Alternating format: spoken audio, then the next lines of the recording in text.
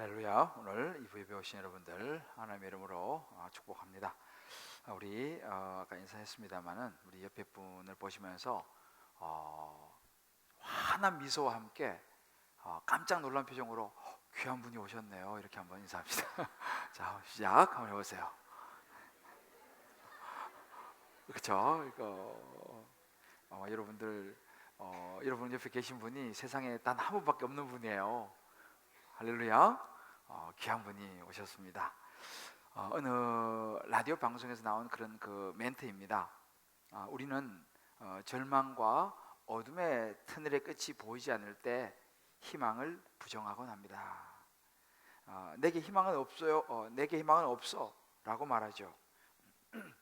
그러나 엄밀한 의미에서 희망이 없는 것이 아니라 희망을 잃은 사람만이 존재하는 것이다. 그러니 결코 희망을 놓지 마십시오 라는 멘트였습니다.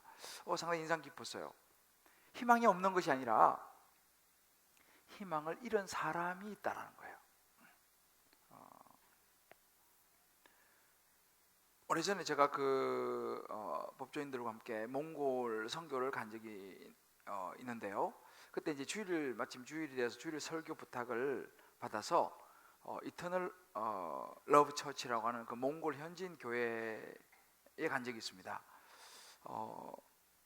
가보니까 이제 그때 그 느낌이 제가 이제 다녔던 시골 교회 그 느낌이에요.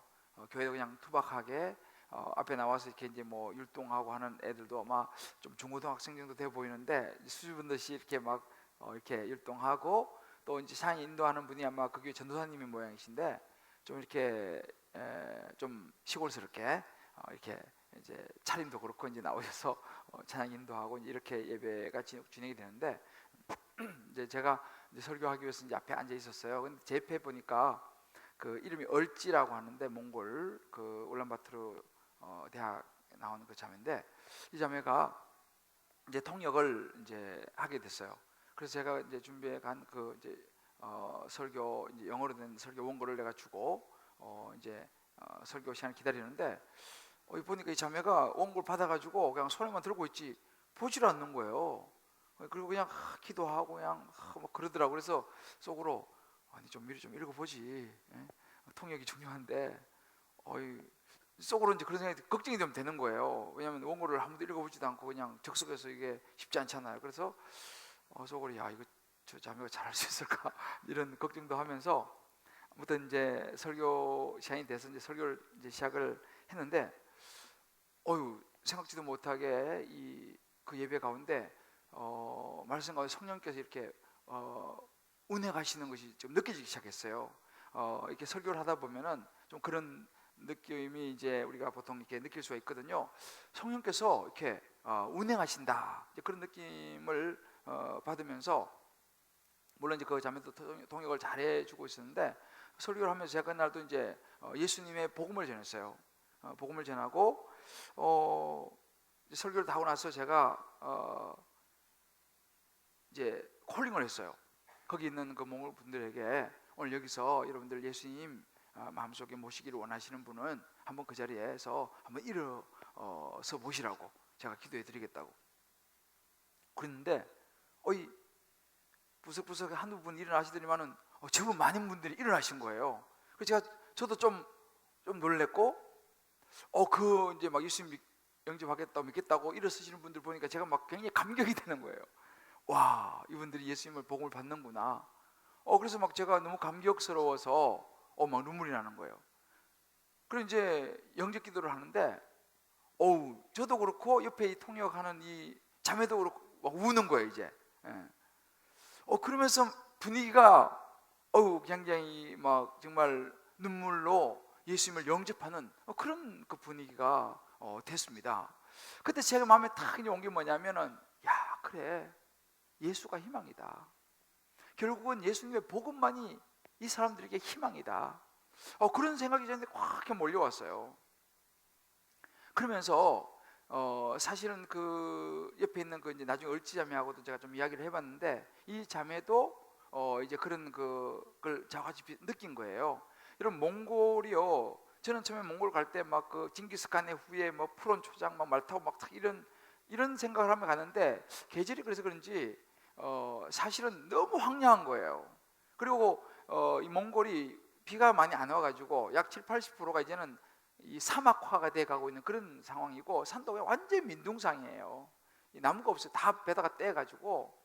그러니까 막 아주 삭막한 황망한 그런 그 분위기, 그런 분위기 속에서 이제 여러 가지 나라적으로도 뭐 힘드니까 정말 뭔가 좀 희망이 느껴지지 않는 그런 분위기잖아요. 그런 몽골 사람들의 마음속에 예수님의 복음이 들어가기 시작하니까 이들이 감격하기 시작하고, 그들 안에서 희망이 솟아나는 것을 보면서 감격했던 그런 그 기억이 있습니다. 정말 예수만이 희망이구나. 근데 그때 분위기가, 제가 어떤 생각을 했냐면요, 여러분 아마 그 우리나라에 1884년이죠. 벌써 뭐 100년이 지났습니다만, 이 언더우드 선교사가 처음 한국에 왔을 때에 한국을, 우리 조선 땅을 보면서 전 유명한 기도문이 있잖아요. 여러분 한번 정도 들어보셨을 거예요. 이렇게 시작합니다. 주여, 지금은 아무것도 보이지 않습니다. 주님, 메마르고 가난한 땅, 나무 한 그루 시원하게 자라오르지 못하고 있는 땅에 저희들은 옮겨와 앉았습니다. 선교하러 왔는데 너무 한국이 황망한 거예요. 그러면서 이제 이 사람들을 보면서 그런 이야기를 해요. 보이는 것은 고집스럽게 얼룩진 어둠뿐입니다. 어둠과 가난과 인습에 묶여있는 조선 사람들 뿐입니다. 그들은 왜 묶여있는지도 고통이라는 것도 모르고 있습니다. 고통을 고통인 줄 모르는 자에게 고통을 벗겨주겠다고 하면 의심부터 하고 화부터 냅니다. 그러나 그 기도 마지막에 이렇게 언더우드 선교사가 기도해요. 지금은 예배드릴 예배당도 없고 학교도 없고 그저 경계와 의심과 멸시와 천대함이 가득한 곳이지만, 이곳이 머지않아 은총의 땅이 되리라는 것을 믿습니다. 주여, 오직 제 믿음을 붙잡아 주소서라고 기도를 했습니다. 우리나라도 그랬어요. 정말 황량한, 그 당시 제가 갔던 그런 몽골처럼 정말 황량한, 희망이라고는 보이지 않고,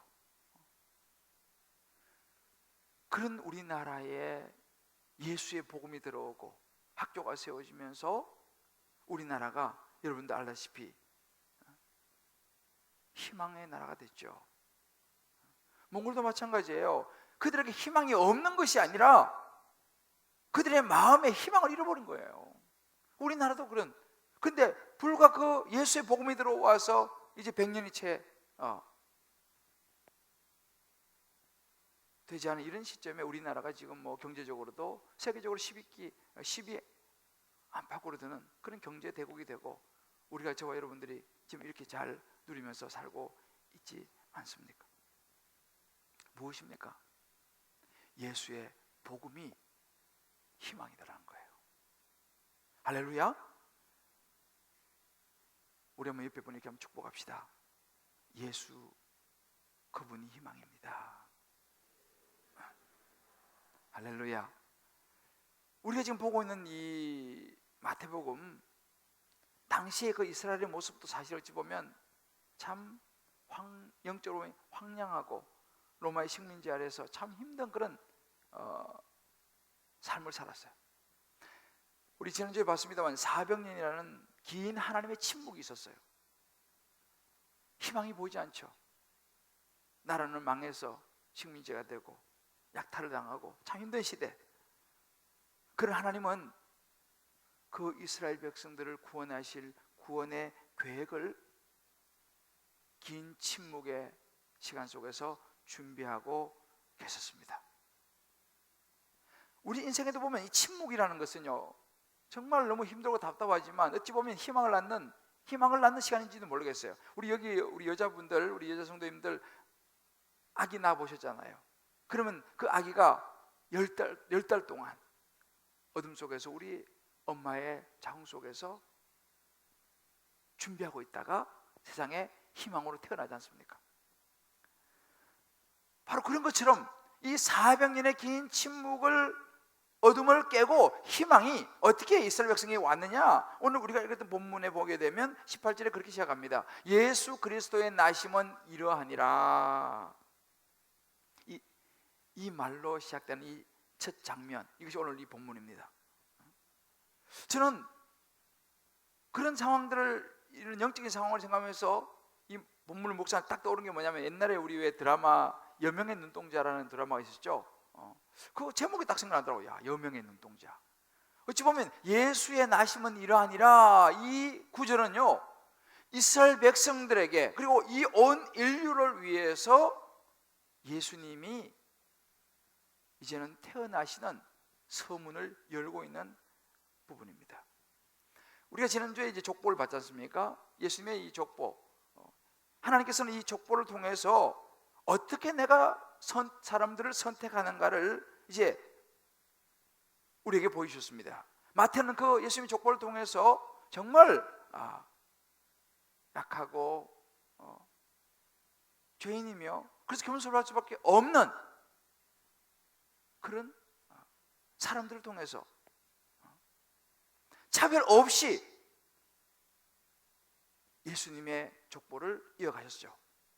그 족보를 이야기하고 난 다음에 이 마태가 이번에는요, 이제 그 족보에서 구체적으로 이 땅에 희망으로 태어나신 이 아기가 태어난, 이 중요한 이 아기가 태어나는 부분을 이제 이야기하면서 그 아기가 누구인가를 구체적으로 밝히는 장면이 오늘 이제 우리가 읽었던 이 본문입니다. 오늘 21절에 보게 되면 이렇게 이야기를 하죠. 아들 낳으리니 이름을 예수라 하라. 이는 그가 자기 백성을 그들의 죄에서 구원할 자이시다 라고, 이 태어난 이 아기가 누구인지 정확하게 자기 백성을 그들의 죄에서 구원할 자라고 탁 밝힙니다. 정확하게 부분이죠. 근 이 아기는요, 더 나아가서 이제 그 당시로 보면 그때부터 약 700년 전에 이사야 선지자가 이사야 7장 14절에 이 아기가 태어날 것을 예언을 했어요. 그 부분을 마태가 역시 인용을 하면서 23절에 보면, 보라 처녀가 잉태해서 아들을 낳을 것인데 그 이름을 임마누엘이라 하리라. 이를 번역한 적 하나님이 우리와 함께 계시다미라 라고, 이 예수님이 어떤 분이신지, 예수님이 우리와 함께, 그들과 함께 하시기 위해서 오셔서 그들을 구원하시기 위해서 오신 분이라는 사실을 마태가 이제 아주 클리어하게, 분명하게 이야기를 하는 장면입니다. 당시에 그런 참 암울한 로마의 식민지 시대 가운데서 절망과 정말 희망이 보이지 않는 시대 속에서 희망이 이렇게 시작되고 있다는 것을 마태가 이야기해 주고 있는 장면이죠. 이 말씀을 가만히 묵상해 보면요, 사실은 이 이스라엘 백성들의 시대나 오늘 저와 여러분이 살고 있는 이 시대나 사실은 크게 다르지 않다라는 것을 우리는 영적인 눈으로 보게 됩니다. 오늘날 우리가 사는 이 시대도 마찬가지예요. 어찌 보면 영적인 식민지 시대에 우리 살아가고 있는지 모르겠습니다. 그럼 우리를 다스리는 식민지가 뭡니까? 이 현대의 물질 문명이죠. 끊임없이 우리는 이 돈이라는 문제, 어떤 학벌이라는 문제, 가정, 직장, 사업, 여러 가지 여기에 일어나는 여러 가지 어려움과 또 불협화음들, 또 이웃과의 어떤 분쟁들, 이런저런 종류의 또 질병들, 이런 끊임없이 이런 가운데 저와 여러분이 지금 살아가고 있습니다. 그래서 정말 둘러보면요, 어느 하나 쏙 시원한 데가 없는 아마 그런 분들이 계실 거라 생각합니다. 그러면 인생이 참 때로 그런 걸 보면서, 야, 인생이 참 어둡다, 참 답답하다, 끝이 안 보인다, 언제 좀 이게 좀 끝났으면 좋겠는데 끝날 기미가 보이지 않고, 그러다 이제 해가 좀 바뀌면 뭔가 뾰족한 수가 좀 생기는가 하지만, 사실은 우리가 뭐 2015년도 가고 달력이 한 장 넘어가서 새해가 왔다고 해서 우리의 모든 문제가 뭐 쫙 풀린 것도 아니잖아요. 사실은 새해가 돼도 여전히 문제는 내 앞에 산적해 있고 크게 뭐 달라지는 것도 보이지 않는, 어찌 보면 참 이것이 저와 여러분이 지금 살아가는 삶의 현장입니다. 그럼 우리가 참 마음이 힘이 들죠. 한번 우리 옆에 분에게 이렇게 한번 우리 서로 격려를 했으면 좋겠습니다. 새해부터 이런저런 일로 많이 힘드시지요.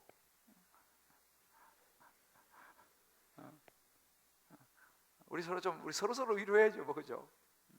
자, 이렇게 하면 그렇지만 축복합시다. 그러나 희망은 있습니다. 할렐루야. 희망이 있어요. 그러면 그 희망이 어디서 오냐라는 거예요. 그 희망은 누구냐? 여러분, 희망으로 오신 분이 계십니다. 모든 인생의 문제의 근원을 여러분 들여다보게 되면요, 우리 안에 있는 죄로부터 출발한 것을 우리가 알 수 있어요. 가만히 들여다보세요. 왜 우리가 힘드냐라는 거예요. 왜 이런 수많은 일들이 일어나느냐는 거죠. 가만히 보면 우리 안에 있는 결국은 죄의 문제입니다. 우리 안에 있는 욕심이죠. 내 안에 있는 탐심이죠. 자꾸만 내 안에 다른 사람과 비교하려고 하면 비교의식이죠. 또 그러다가 생기는 열등감이죠. 질투심이죠. 뭔가 좀 더 내가 손에 가지지 못한 것에 대한 이 결핍된 마음, 만족이 안 되는 이런 마음들, 사실은 이 모든 것에서부터 문제는, 인생의 문제는 출발합니다. 그러면 이 모든 것이 어디서 출발하느냐? 바로 아담과 하와로부터 시작된 이 죄의 문제입니다. 그래서 사실은 희망이라는 것은 이 죄의 문제가 해결되면 희망이 시작되는 것입니다. 바로 그 죄의 문제를 해결해 주시기 위해서 예수님이 우리를 그 죄에서부터 자유하게 해주기 위해서 오신 분이 예수 그리스도시요, 그러니까 그분이 우리에게 오시면 우리의 삶에, 우리의 모든 인생의 희망은 시작되는 줄 믿습니다. 할렐루야. 스펄전 목사님이요, 이 부분을, 이 본문을 놓고 그런 이야기를 하시는 걸 제가 읽어보았습니다. 본인은 예수, 또 우리와 함께 하신다는 임마누엘, 이 두 단어 가지고 100번 이상 설교할 수 있다는 거예요. 100번 이상 설교할 수 있대. 그죠? 와, 나는 한 번 하기도 무지 힘들어가지고 그런데 어떻게 이거 가지고 100번, 자기는 100번 이상 설교할 수 있다는 거예요. 그것도 감격에 겨워서. 그럼 제가 가만히 생각해 보니까 뭐가 그럼 나하고 무슨 차이가 있냐 보니까, 스펄전 목사님은 이 예수 그리스도에 대해서, 우리와 함께 하신 임마누엘 되신 예수님에 대해서 깊이 들어가신 거예요. 그리고 그분을 깊이 아신 거예요. 그러니까 예수를 알면 알수록 거기서 설교가 무궁무진하게 솟아서 나오는 샘과 따라고 표현을 한 것을 보았습니다. 그리고 보면 저는 아직도 멀었다 라는 생각을 해보죠. 여러분 어떻습니까? 우리가 정말 이제 교회 다니고 신앙생활 하는데, 정말 저와 여러분의 마음 속에는 이 우리를 죄로부터 자유케 해주시는 이 희망 되신 예수 그리스도가 얼마나 깊이 내 안에 숨쉬고 계시는가. 정말 예수님의 이 베들레헴의 말구에서 나신 이 예수님이 내 안에 정말 희망으로 자리 잡고 있는가? 예수님이 희망인가? 예수님이 희망의 근원인가? 아니면 유대인 대제사장들이나 서기관들, 바리새인들처럼 아직도 다른 희망을 기다리고 있는가? 그 사람들의 눈에는 예수가 희망이 아닌 거예요. 그냥 나사렛 시골 출신의 목수 아들, 별 볼 일 없는 그 사람이지, 그들의 눈에는 예수가 희망이 아닌 거죠. 우리도 그럴 수 있다는 거예요. 교회 다니고 신앙생활을 하지만 진짜 이 예수가 내 마음속에 희망으로 자리 잡고 있는가?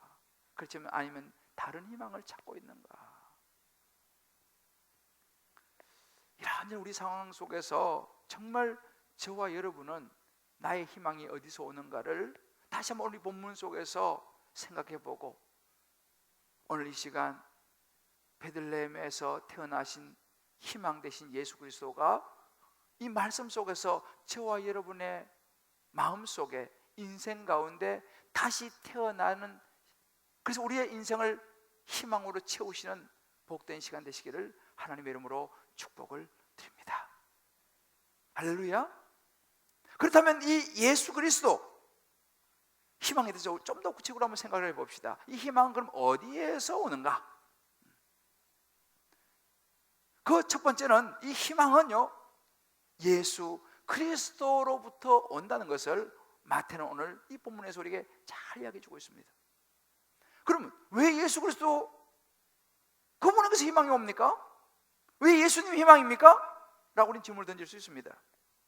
오늘 본문에 그렇게 말하죠. 예수라는 이 이름 속에는요, 뭐가 담겨있나요? 구원이라는 의미가 담겨 있습니다.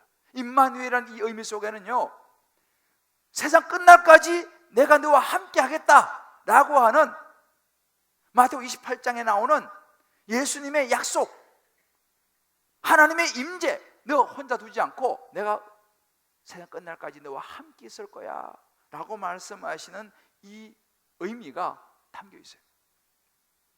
저는 이 본문을 쭉 묵상을 하다가 그런 생각을 해봤습니다. 예수님이 사람의 몸으로 태어나시는 그 상황을 한번 생각을 해봤습니다.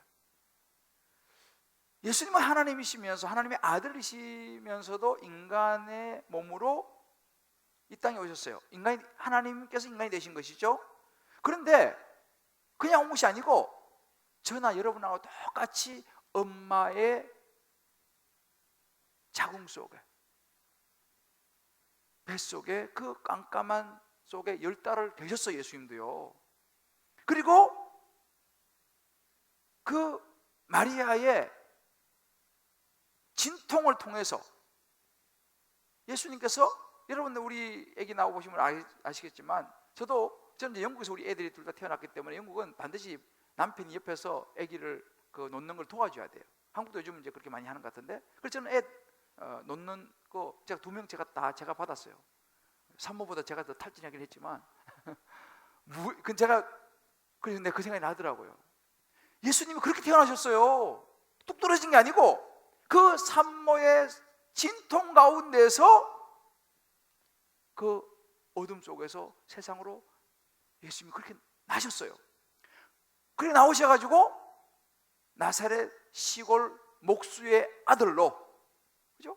시골 목수의 아들로 촌뜨기로 자라나셨어요. 가만히 생각해 보니까 예수님이 인간처럼 보이려고 한 게 아니라 실제로 인간으로 오신 거예요. 그래서 히브리서 4장 15절에 그런 구절이 있죠. 우리에게 있는 대제사장은 예수님이죠. 우리의 연약함을 이해하지 못하실 분이 아니다. 우리의 약함, 우리의 이런 힘든 상황을 체휼한다, 공감하지 못할 분이 아니다 라고 표현합니다. 왜요? 예수님은 실제로 그렇게 우리처럼 태어나시고 그렇게 우리처럼 자라시고 하나님이시니까 당연히 아시기도 하시지만 몸소 모든 걸 겪으시고 체험하신 분이 예수님이라는 사실을 가만히 제가 묵상해 보았어요. 그러니까 이것이 굉장히 얼마나 저에게 위로가 되는지 몰라요. 그래, 맞다. 예수님이 나를 다 아시지. 내 모든 상황과 지금 내가 처해 있는 모든 걸 예수님이 다 아시지. 그러니까 그렇게 생각하니까 이 예수님 생각만 해도, 오늘 우리 찬양 너무, 우리 찬양대, 그죠? 예수를 생각만 해도 내 마음이 좋거든. 그 예수님 생각하니까 마음이 위로가 되는 거예요. 여러분 보세요. 옆에 있는, 주변에 있는 사람이 조금만, 예를 들어서 김 사장 요즘 많이 힘들지, 이렇게 말만 해줘도 여러분 참 마음이 위로가 되지 않아요? 그렇잖아요. 옆에 있는 사람만 조금 나를 이해해줘도 참 마음이 위로가 되는데, 하물며 하나님의 아들인 그 예수님이 나를 알아주고 나를 받아주시고 나를 이해해 주신다는데, 이거 얼마나 큰 위로가 되는지 몰라요. 바로 예수님이 그런 희망으로 이 땅에 오셨다는 사실을 저와 여러분 마음속에 붙잡게 되기를 하나님의 이름으로 축복합니다. 제가 이게 참 위로가 되는 거예요. 그러면서 제가 제 살아온 시간들을 쭉 돌아보면서 정말 그렇다, 제가 사실은 그것을 실제로 경험하면서 살아왔던, 아마 여러분도 그렇겠습니다만 그런 산 정인이 됩니다. 제가 사실은 저는 어릴 시절에 시골에서 그렇게 참 경제적으로 참 참 쉽지 않은 그런 이제 환경에서 이제 자라나면서 이제 비교가 되잖아요, 다른 애들하고. 그럼 참 그런 형편 때문에 때로는 좀 우울할 때가 있었어요. 또 때로는 뭐 이제 학교 들어가고 공부하면서 생각만큼 뭐 공부가 좀 안 될 때도 있었고, 그러면서 또 마음이 또 힘들 때가 있었어요. 청소년기, 또 청년기를 보내면서 이런저런 그 상황에 따라서 마음이 힘들고 낙심되고 우울할 때가 있었어요. 특별히 제가 이제 더 힘들었던 것은 뭐 가끔 말씀드리지만 제가 이제 대학에 떨어지고 재수할 때 그 참 보이지 않게 굉장히 제가 힘들었어요. 그래서 대전에 그 대상학원 그 다닐 때 내가 그 가방 들고 참 참 쉽지 않았어요. 그런 시절들. 그러다가 제가 이제 군대를 갔어요. 군대를 갔는데 군대가 이게 또 만만치 않더라고. 저는 원래 너 뭐가 될래? 그러면 나는 군인이 되겠습니다 이렇게 얘기했던 사람이에요. 옛날에 그 텔레비에 있잖아요. 전우의 시체를 넘고는 뭐 라시찬 나오는 그 전우라는 그 텔레비 프로가 있었어요. 모르시나? 그거 있었어요. 그거 우리 보니까 군인이 너무 멋있는 거야. 근데 군대 가보니까 이게 그 군인이 아니더라고 보니까. 아이고, 요즘은 좋아졌겠지만 그때는 진짜 막 때리기도 많이 때리고 욕도 많이 하고 막 적응이 안 돼가지고 제가 관심사병이었어. 관심사병. 얼마 적응이 안 되고 제가 관심사병이 됐어. 관심사. 힘들었어요. 세월 지나면서 또 장가에 가야 돼. 결혼할 시기가 됐는데 결혼이 또 안 되니까 더 그것도 힘들고. 근데 제가 그런 시절 쭉 돌아보면서 저를 지켜주고 저에게 그 시골에서 참 때로 우울했던 그런 시간들, 재수 시절의 이런 시간들에게 나를 붙잡아 준 것이 뭐냐 생각해 보니까 바로 그것이 예수였더라고요. 무슨 꿈이 있겠어 시골에서. 근데 그때 주일학교 다니면서 제 마음에 하나님을 향한 소망과 예수님에 대한 그 씨가 제 안에 떨어졌어요. 그래서 언제부턴가 내 마음 속에는 그래 나도 하나님께 영광 돌리는 삶을 살아야지 라는 마음이 내 안에 있었어요. 그 재수할 때 참 힘들었거든요. 그래도 제 마음속에는 점수나 나 참 힘들고 이런 상황이 힘들고 막 다른 친구들은 대학 가고 이런데 힘들지만 제 마음속에 그래 나도 하나님의 영광을 위해서 내가 살아야지 이 마음이 있었어요. 그래서 그때 제가 이제 학원 갔다가 10시쯤 끝나면은 집에 가다 중간에 버스에 내렸어요. 그 유성 넘어가는 거기에. 그래서 교회 갔어요. 기도실에 가갖고 한 30분씩 제가 기도를 했어요. 뭐 제가 무슨 기도를 그때 뭘만 했겠어요. 그냥 가서 우는 거지. 그냥 하나님 하소연 좀 하고 그러면 속이 좀 시원해. 그럼 또 집에 가서 그렇게 항상 거기서 풀었어요. 그 기도실에 가가지고 한 30분씩 그냥 풀고 그리고 이제 걸어서 또 이제 집에 가고. 그것이 저를 버티는 힘이었어요. 솔직히 그때는요 아무도 나를 이해해 주지 못할 것 같아. 우리 형님하고 같이 있었지만 우리 형님도 재수를 안 해봤잖아요. 나를 이해 못하는 거야. 제 마음이 그랬어요. 그러니까 주변에서 뭐 위로 이렇게 해도 안 찾는 거예요. 왜? 그래도 몰라 내가 얼마나 힘든지. 그런 상황 속에서 저를 붙잡은 게 뭐냐면 그래 하나님은 아시지. 하나님은 내 마음을 이해하실 거야. 그 마음 하나였어요. 그 군대 신일도 마찬가지고. 그러니까 결국은 내 인생에 꿈을 주시고 정말 끝까지 붙잡게 하시고 아무것도 없는 물분에서 유학갈 마음을 가지게 하신 것도 결국 내 안에 떨어진 예수의 씨앗이 하나님의 영광을 위해서 내가 좀 더 잘 준비하겠다 그 마음 때문에 그거 하나 가지고 제가 사실은 해냈더라고요. 결혼도 그 이후에 모든 유학의 시절들도 지금 이 목회도 이런저런 일이 생길 때마다 제 안에 있는 이 예수 그리스도 예수의 이 씨앗 나를 십자가에 죽으시고 부활하신 예수님 그분 생각하면요 내가 위로가 되는 거예요. 이게 내 희망이었어요.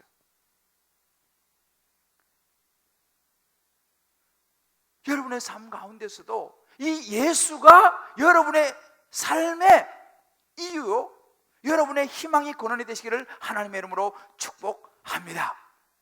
할렐루야. 이게 굉장히 중요해요. 사실은요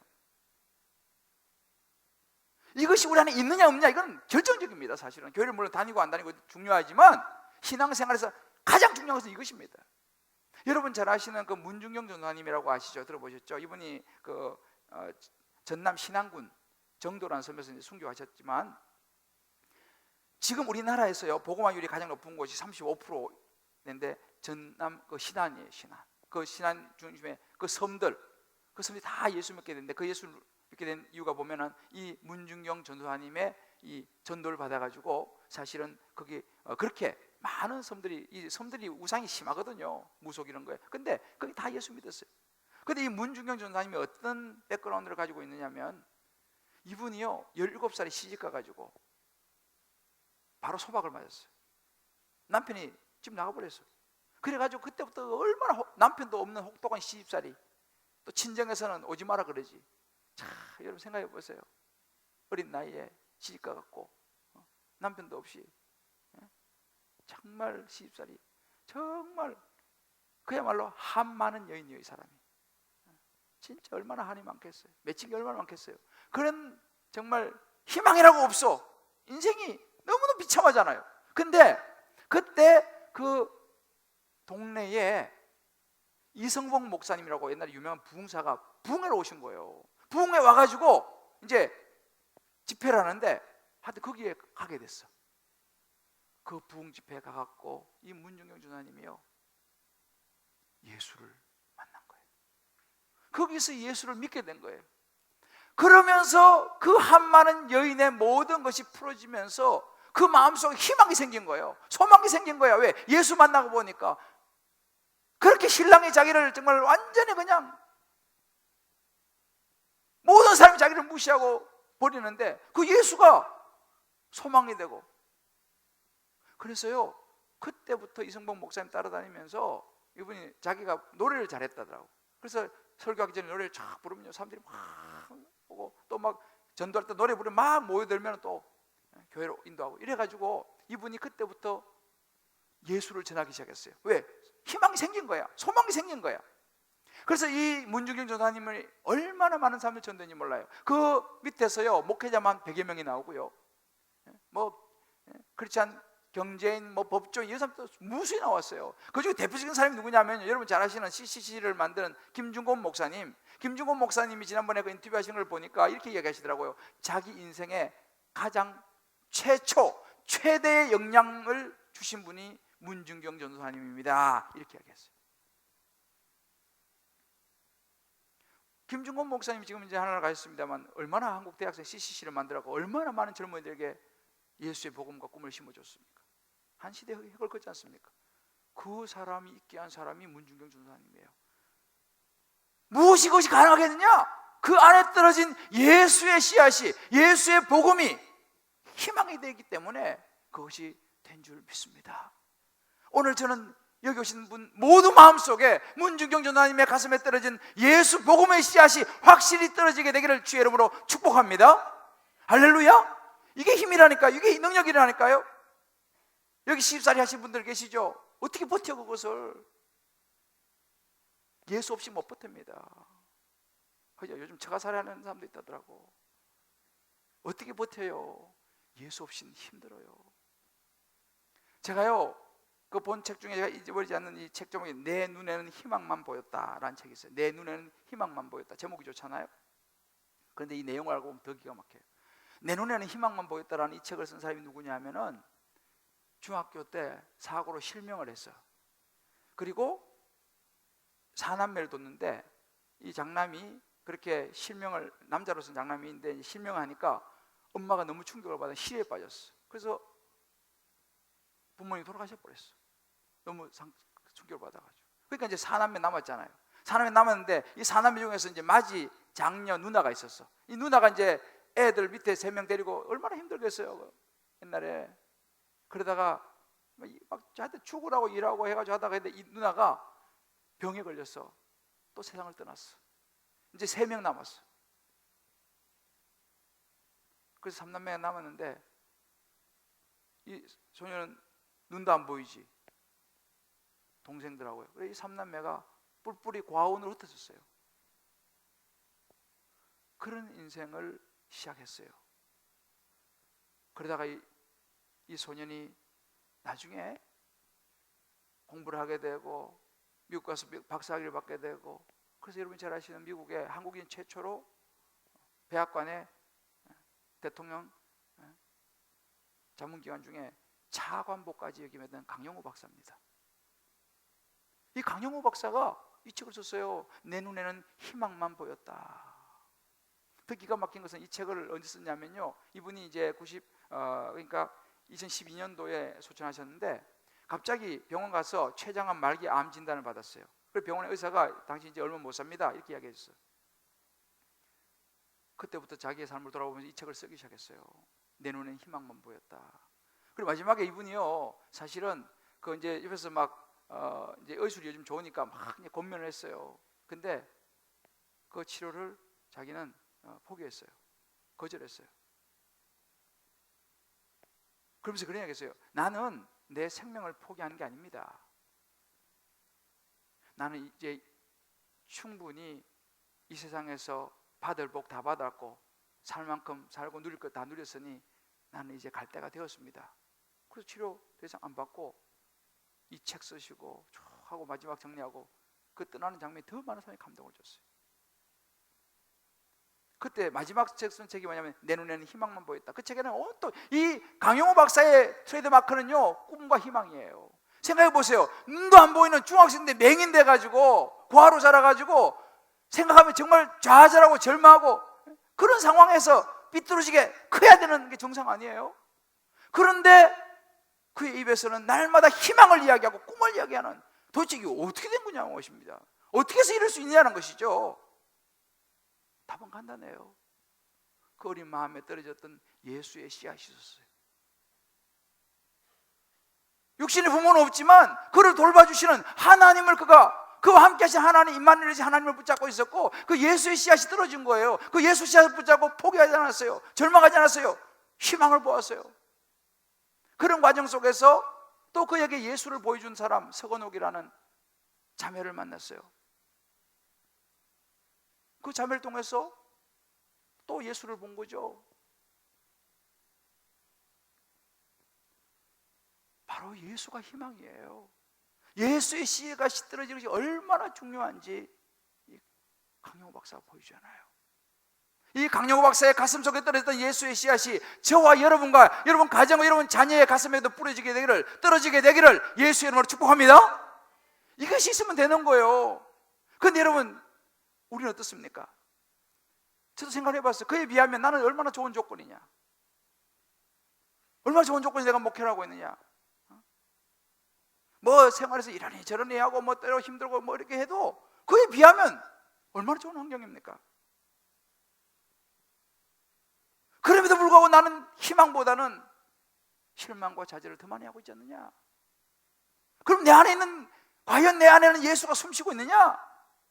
저 자신을 생각해 보았습니다. 여러분 아시다시피 몇 주 전에 안타까운 일이 있잖아요. 서울대학교 2학년 19살 걔는요 과학고등학교를 조기 졸업했어요. 과학고등학교를 아무데나 가는 데 아니잖아요. 과학고등학교 얼마 공부를 잘했는지 과학고등학교 갔어요. 거기서 또 조기 졸업했어. 그래서 서울대학교 갔어. 서울대학교가 아무나 가는 데가 아니잖아요.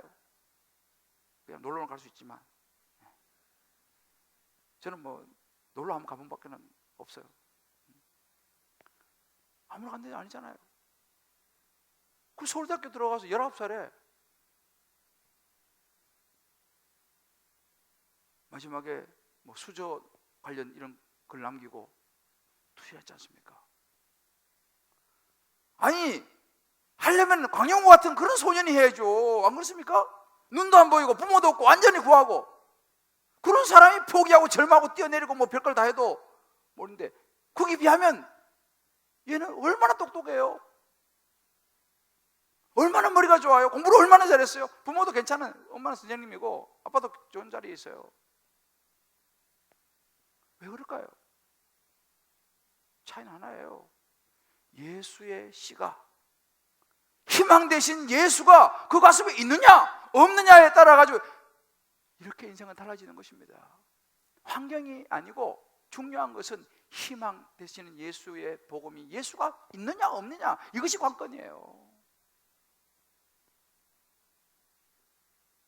오늘 베들레헴의 요셉과 마리아의 이야기 속에서 저와 여러분은 그 희망의 씨 되시는 예수의 씨를 발견하게 됩니다.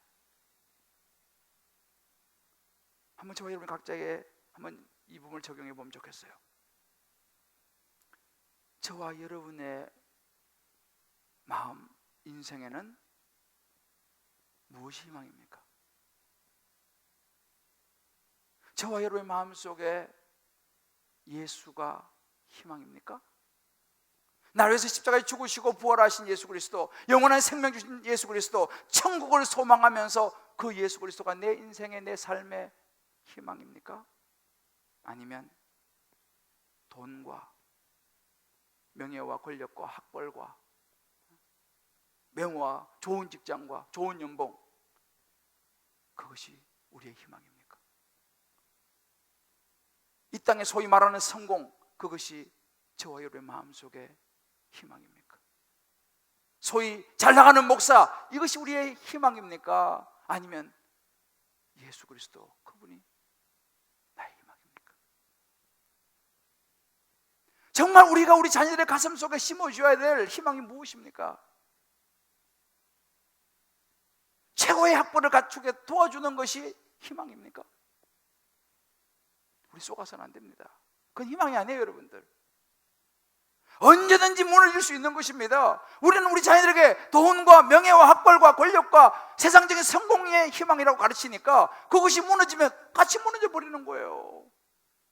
속아서는 안 돼요. 우리가 정말 가장 중요하게 우리 자녀의 가슴속에 심어줘야 될 희망은 예수 그리스도, 그분인 줄 믿으시기 바랍니다. 그분이 있으면 절망하지 않아요. 그분이 있으면 어떤 상황 속에서도 희망을 붙잡게 되는 줄 믿으시기 바랍니다. 저는 지난주 토요일 날 우리 그 유년부 온가족 새벽기도에 나와서 그 9살짜리 아이가 그 새벽에 나와가지고요 플룻을 불면서 속성하는 거 보고 정말 난 감동을 받았어요. 좀 하나 나와가지고 당신은 사랑받기 위해 이거 부르는데, 야, 그리고 그 1학년 유년부 1학년 2학년이잖아. 1학년 2학년들이 문에 서갖고 안내를 하더라고. 내가 들어가니까 안내하면서 이렇게 기도 뭐 카드를 줘요. 이거 뭔가 해보면 유년부 기도 제목 카드를 줘요. 나 천국 티켓 같더라고. 제가 그래서 했어요. 이 아이들이 소망이 있다. 물론 힘들었겠죠, 나오기에. 안 그래요? 우리 애들은 중학생, 고등학생인데도 토요일 날 금요일 저녁, 야 일찍 자고 내일 새벽 가자 이거 뭐 그러는데 무슨 말인지 잘 못 알아들으시네. 갑자기 막 그러더라고. 그냥 눈도 안 떠져가지고 그래도 억지로 그냥 나오는 거야. 아버지가 목사인데 나와야지 어떻게.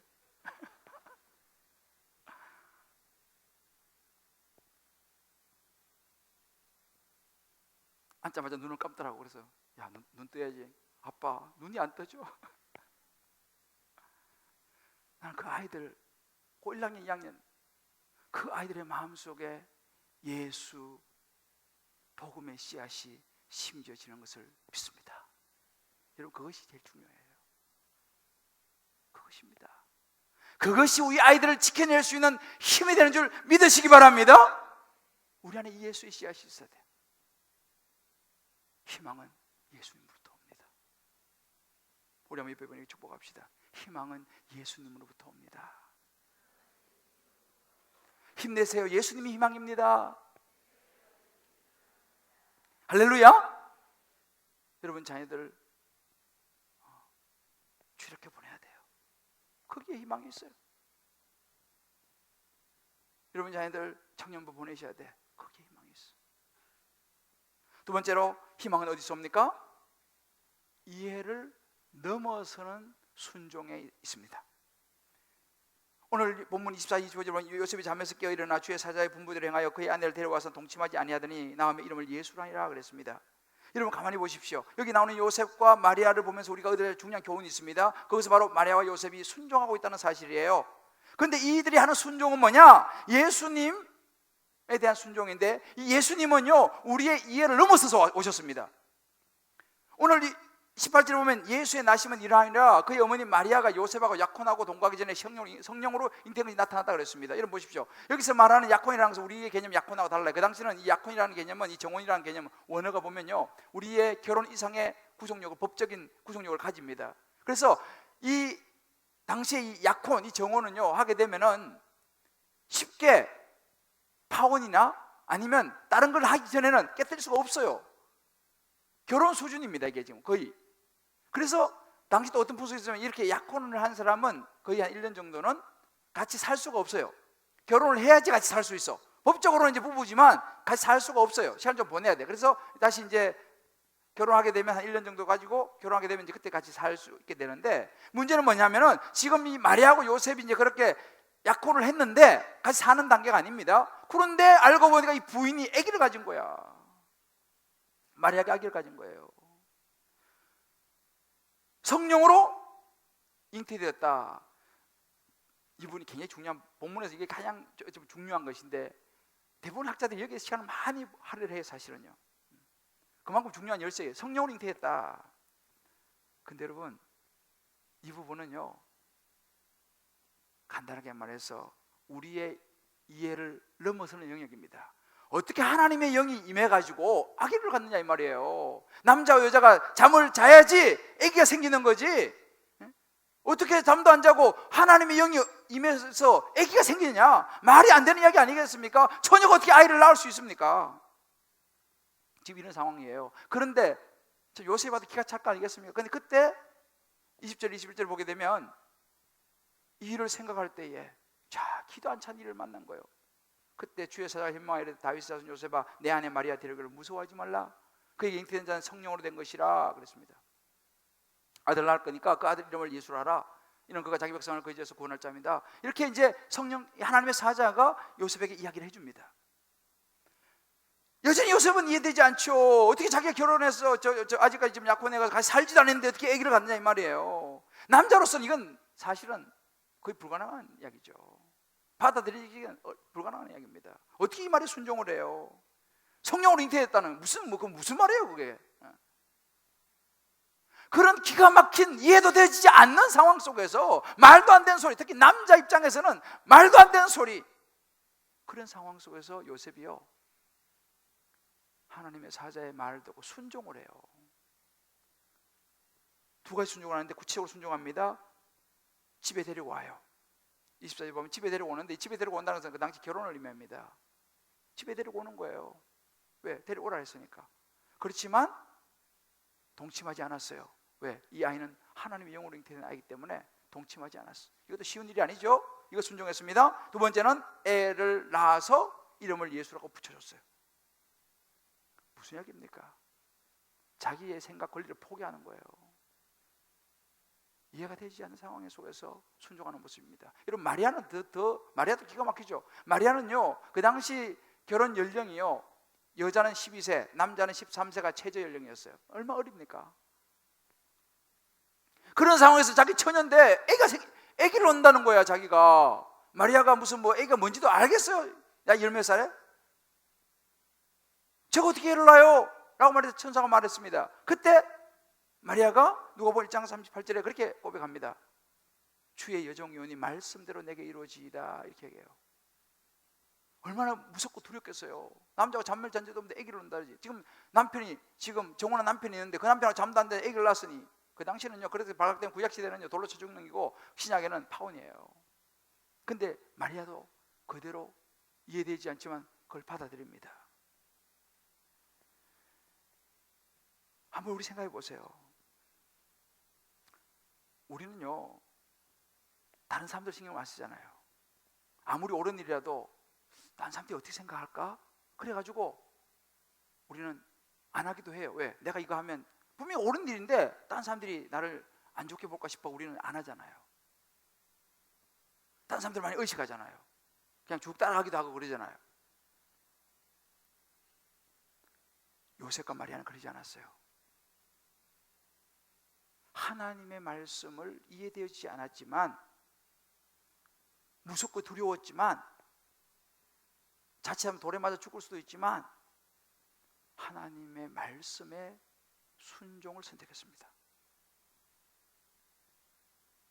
한 목사님이 베트남 선교를 갔습니다. 이 목사님이 이제 소명을 받고 이제 베트남 선교사로 이제 가서 열심히 사역을 하는데 2년 동안 열심히 사역했는데 사역 열매가 하나도 없어요. 실패했어요. 그래서 너무 낙심이 됐어요. 그런 날 하나님께 기도했습니다. 기도하다 보니까 자기 안에 이 베트남 사람들에 대한 사랑이 없는 걸 발견했어요. 그래서 이제 하나님께 기도, 하나님, 이제 선교를 짓겠습니다. 아무리 생각해도 제 안에 베트남 사람을 사랑하지 않는 것 같습니다. 이렇게 이제 기도를 하고 이제 마음을 정리했어요.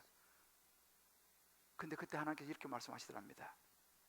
사랑하는 아들아, 너가 이 베트남에 있어야 될 이유는 네가 그들을 사랑하는지 사랑하지 않는 거랑은 아무 상관이 없다. 내가 그 백성을 사랑하기 때문이다. 성사님이 거기서 깨달은 거예요. 아, 선교라는 주체는 내가 아니구나. 내가 사랑하고 사랑 안 하고 중요한 게 아니고 하나님이 사랑하시기 때문에 선교의 주체는 하나님이시니까 내가 하는 거지. 회개했다는 이야기를 들었습니다. 여러분, 우리가 이해할 수 없는 말씀에 순종해야 되는 이유가 여기 있습니다. 내 생각으로 아무리 생각해도 이건 아닌 거야.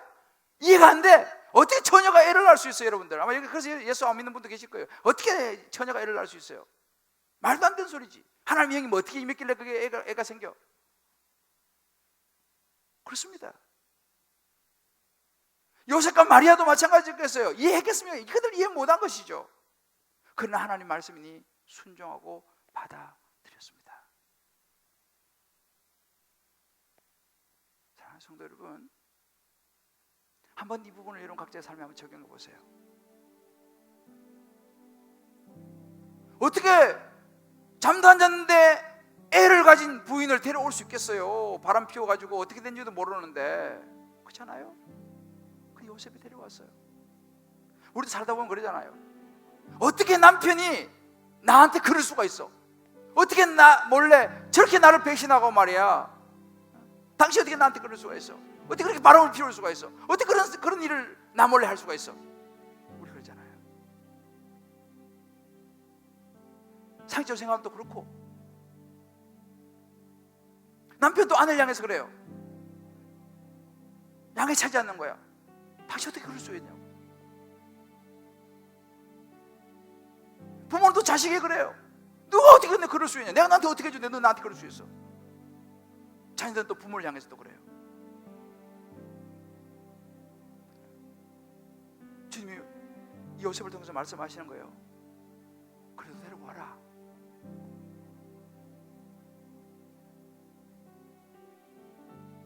너가 너 남편을 사랑하는 거, 그 남편이 완벽해서 너를 무지무지 사랑해 주기 때문에 그 남편을 사랑하는 게 아니고, 내가 그 남편 사랑하니까 너는 그냥 순종하면 돼. 그래서 우리가 사랑하는 거예요.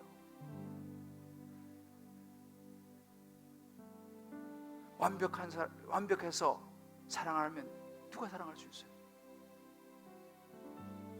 여러분, 용서도 순종이에요. 받아주는 것도 순종이에요. 무엇 때문이 아니에요. 하나님께서 그렇게 말씀하시니까. 그럼에도 불구하고 너 남편 사랑해야 된다? 남편 받아줘야 된다?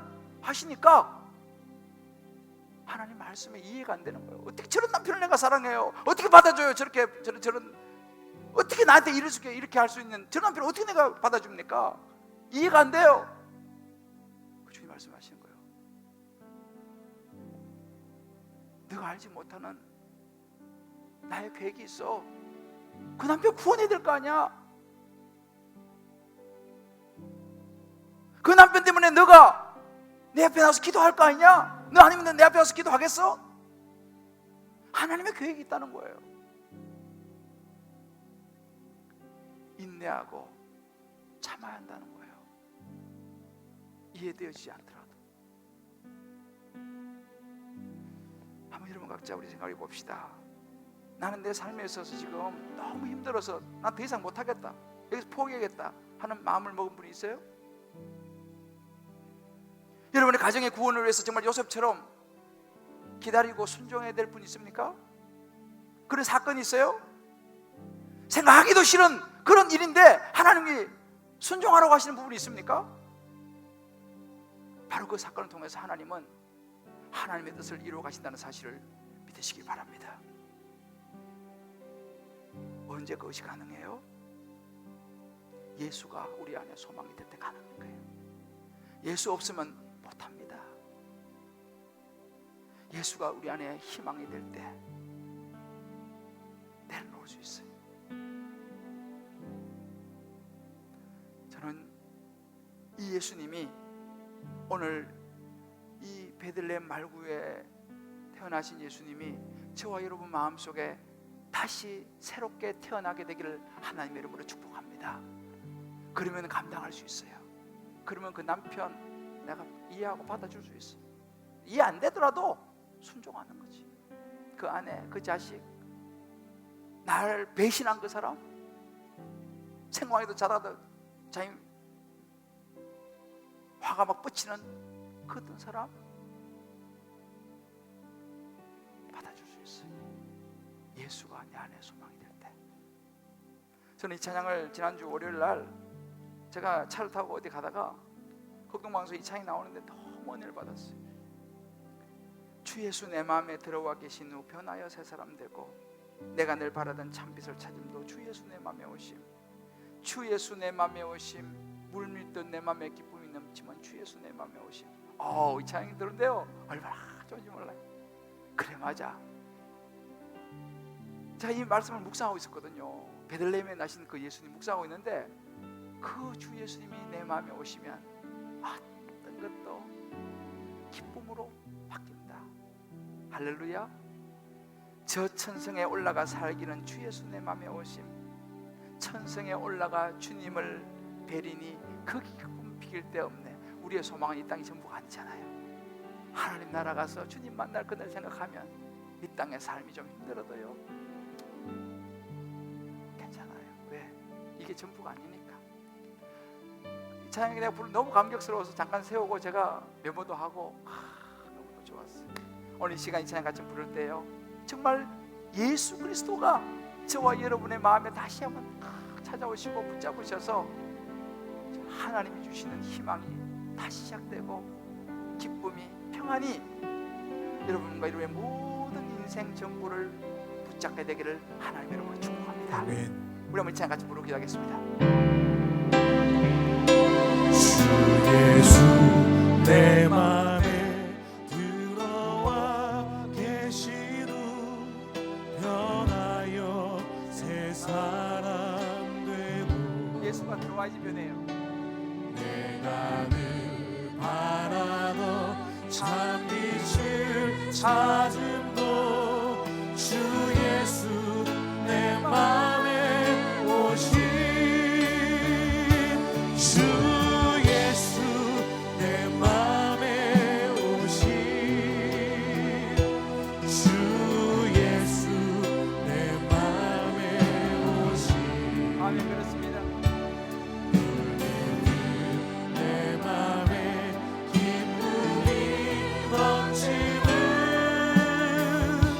주 예수 내 맘에 오신 주 예수 내 맘에 들어와 계신 후 망령된 행실을 끊고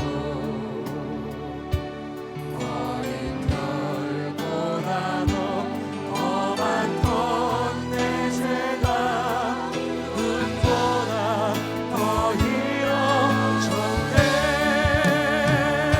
주 예수 내 맘에 오신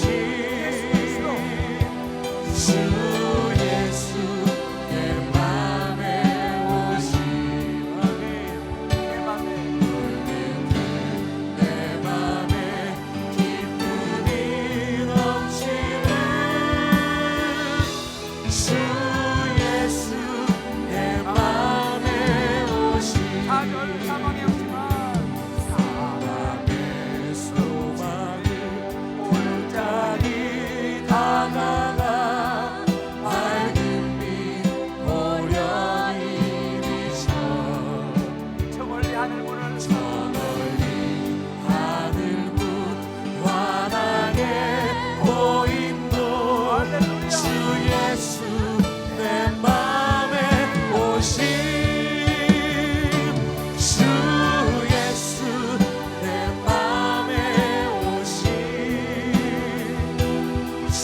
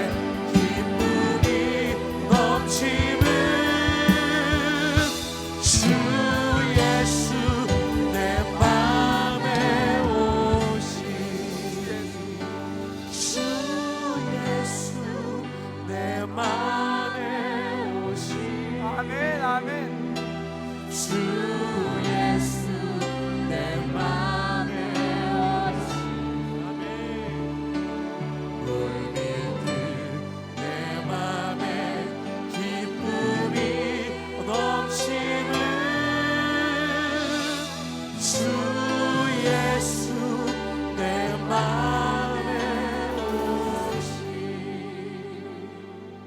우리 한번 기도합시다.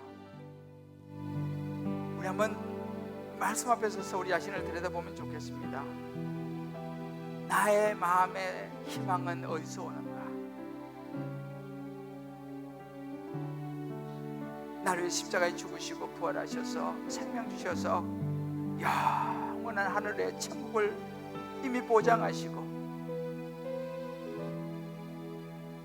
나로 하여금 하나님의 자녀 삼아 주신 그 예수님으로부터 내 희망은 시작되고 내 기쁨이 오는가?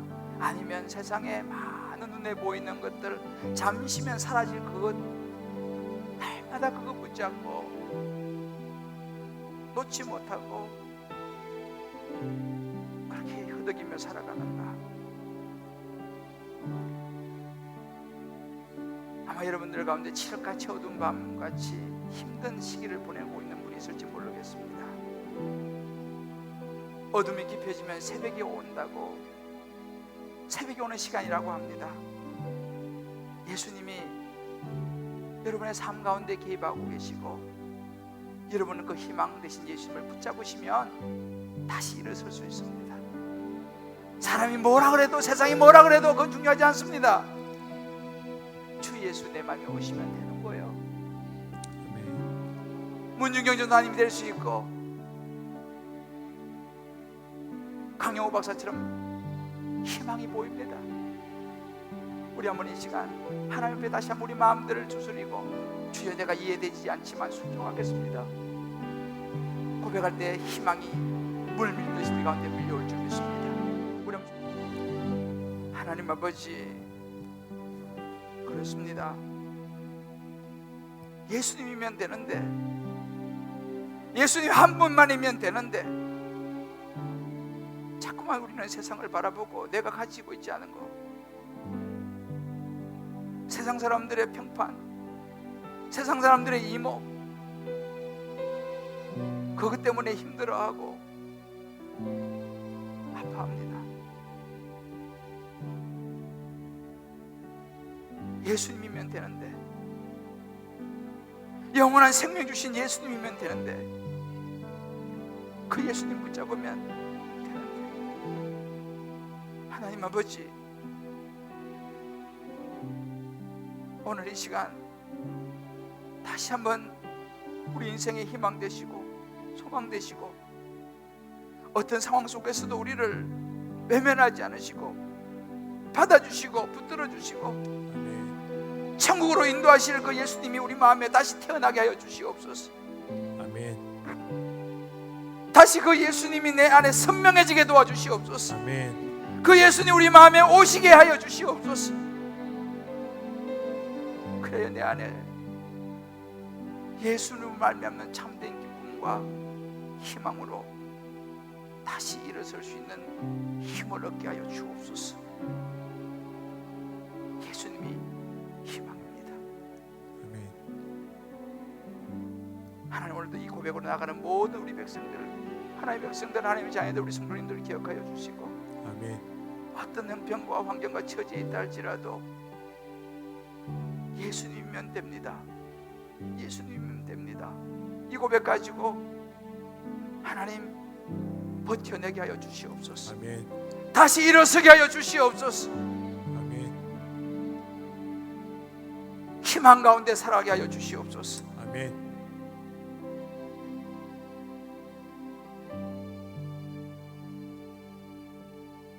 혼자가 아님을 기억하며 아멘. 새로운 한 해를 출발하게 하여 주옵소서. 아멘. 예수님 이름으로 기도합니다. 아멘. 아멘. 아멘. 할렐루야. 우리 다 자리에서 일어나시면서 우리 몇 번을 이렇게 한번 축복합시다. 예수님이면 됩니다. 예수님이면 됩니다. 할렐루야. 아멘. 우리 한번 옆에 손을 한번 잡아주면서 이렇게 한번 축복합시다. 예수님이 희망이니 힘을 냅시다.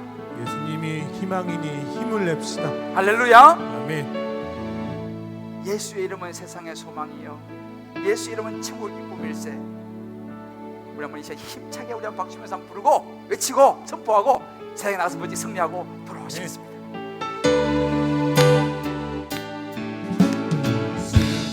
마음 있는 사람 다시. 자, 음을 못 맞추죠. 다시. 우리 후렴 한번 합시다. 예수의 이름은 세상의 소망이요.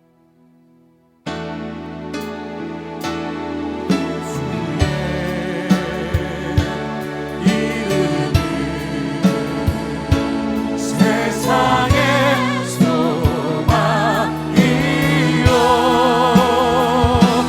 예수의 이름은 천국의 기쁨일세 예수의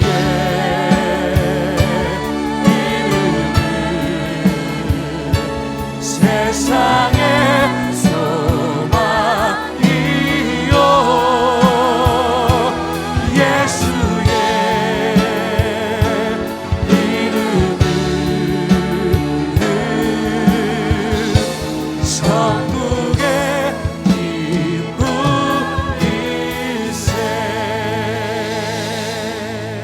기쁨일세. 이제는 우리를 위하여 이 땅에 오셔서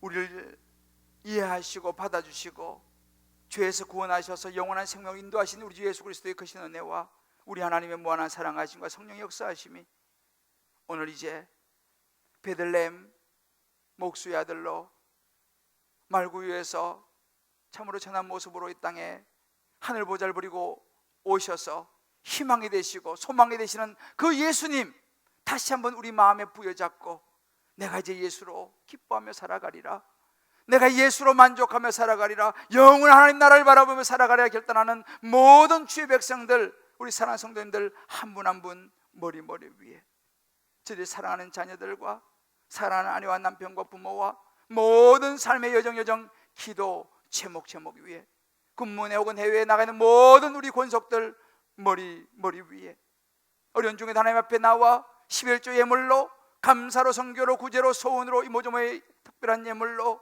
올려드리는 언약의 축복된 손길 위에 이제부터 영원토록 함께 하시길 간절히 축원하옵나이다. 아멘.